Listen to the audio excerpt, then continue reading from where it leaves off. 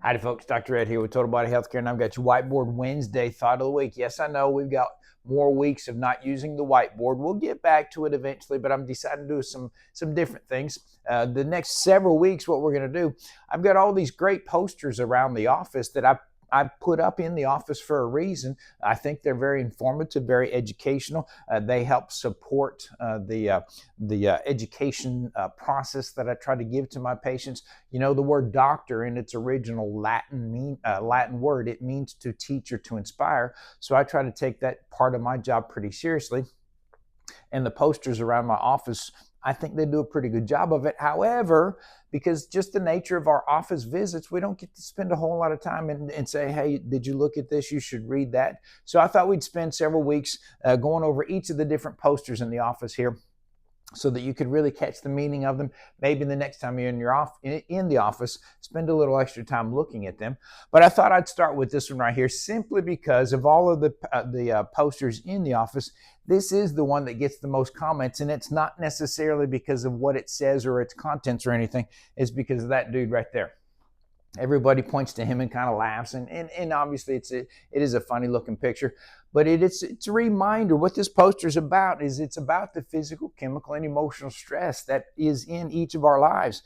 If you think back to our bucket object lesson that we did several weeks ago, the physical, chemical, and emotional stress filling up your bucket and spilling over, that's what causes our health issues.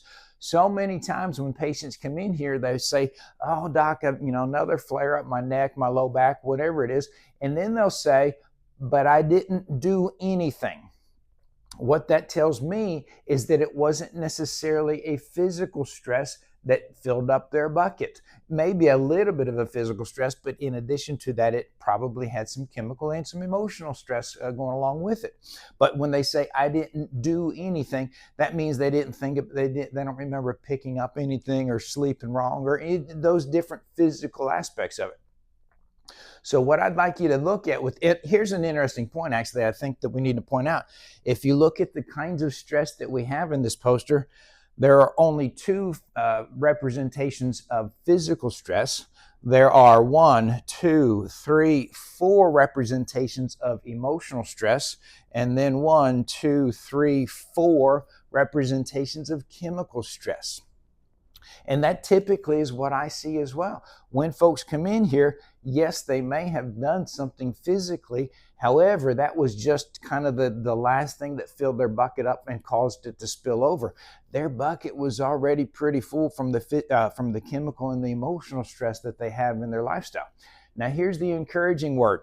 On the chemical side, that's one of the easier things that in your lifestyle that it is to begin making changes. All of us could eat a little bit healthier. All of us we could drink a little bit more water. Most of my patients come in here, they're pretty dehydrated. Just adding a little bit more water to your lifestyle is going to help your chemical stress. So chemical stress is probably one of the easier ones to begin making changes, and that helps you build some momentum. The physical stress, as far as physical stress, one of the easiest things, just get out and move. There's a saying in chiropractic, we like to say, motion is lotion. If your joints are achy and stiff, just get out and move. Get them moving and they will start to feel better, and that will help lower some of the physical stress. The emotional stress, that's the biggie right there. We talked a little bit about it last week. When you rely on God's word, that's going to help you with some of your emotional stress. Giving it over to God and letting Him help manage your emotional stress. But my point this week with using this poster here, what I want you to do, kind of your homework, if you will, I want you to begin categorizing the different stresses that are in your lifestyle.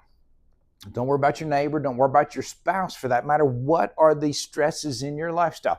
Categorize them in physical, chemical, emotional. Sometimes they can be in two different categories. If you were hopefully not, but if you were recently in a car accident, that's definitely physically stressing, but I've never known anybody who's been in a car accident that enjoyed it. So there's an emotional component to it as well. So they can be in multiple categories, but in general, they're usually just in one. So begin categorizing your stresses, physical, chemical, emotional.